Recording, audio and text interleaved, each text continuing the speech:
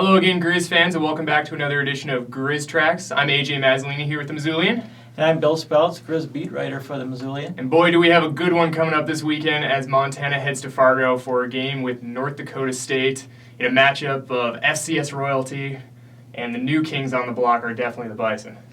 Definitely, AJ, and the Griz are really looking forward to this one. As Joshua Denard, starting cornerback, said for him, they've been looking forward to this one and hoping they'd get a chance to play this one ever since last December when they lost to Coastal Carolina. If you remember, if they would have beaten Coastal Carolina, they would have went to Fargo to play North Dakota State, and that didn't happen. And I think this is something that a lot of Grizzly fans, a lot of Bison fans have wanted to see on their calendar for a couple of years now.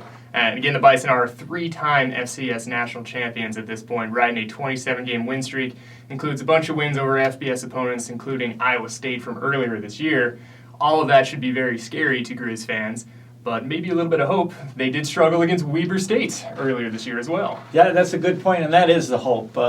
They look at that score, I think it was 26-6. Anyway, it was a close ball game, and Montana's got to think, well, we've got a chance to stay with them. Because if they look at the Iowa State game, or they look at last year when they were 15-0, right, and some of the numbers they've racked up, it's shutting out Iowa State in the second half on the road.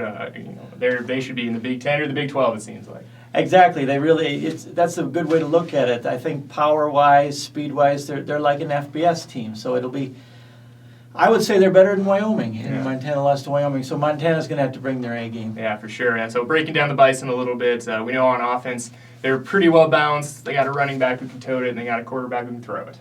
Right, and they're going to do exactly the same things that Wyoming tried to do. They're going to try to bowl the Griz defense with their running game. They have a running back, John Crockett, who's explosive. He's run for 1,000 yards now 2 years in a row, and he's up around 400 yards this season. Yeah, already, and he'll be tough to stop. And yet they also have good balance with their quarterback, Carson Wentz. 6'6", he's not afraid to run the football, and he's thrown for over 600 yards, so good balance there. And then on the defensive side of things, that seems to be where the Bison have really made all their money in the last couple of years, and they lost their head coach in the offseason to Wyoming. Hasn't hurt them at all yet because that defensive coordinator just stepped right into the head coaching position and business as usual. Yeah, and he's done a great job. Defensively, they've been a little nicked up in the line, but they're doing a really fantastic job. You mentioned that Iowa State, they held them scoreless in the second half. I think the coaching staff deserves a little credit for it.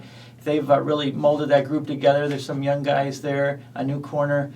But they'll only allow 21 points all season in 3 games, and one of the opponents is an FBS team. That's pretty darn good. Yeah, it's certainly very good. And what a coup it would be for the Grizzlies to take a win here and then head on toward Big Sky Conference play coming up here pretty quick.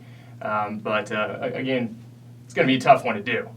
It's going to be tough. I think Montana would help if the Griz got off to a good start, obviously, and start believing a little bit, especially on the road. They don't. Their stadium isn't as big as Washington Grizzlies, so there'll be about 18,000, 19,000 people there. In the Fargo Dome. Yeah, Fargo Dome, yeah. They've got the echo in there, so I'm sure it'll be loud.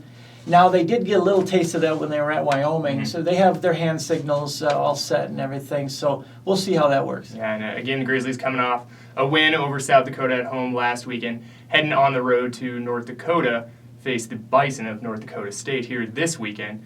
And keep up with the Griz every day at Mazzolini.com and in print with the Mazzolini, and check out our Griz Tracks videos every week, Thursday night, when we'll be putting them up online. Thanks for tuning in again with us this week.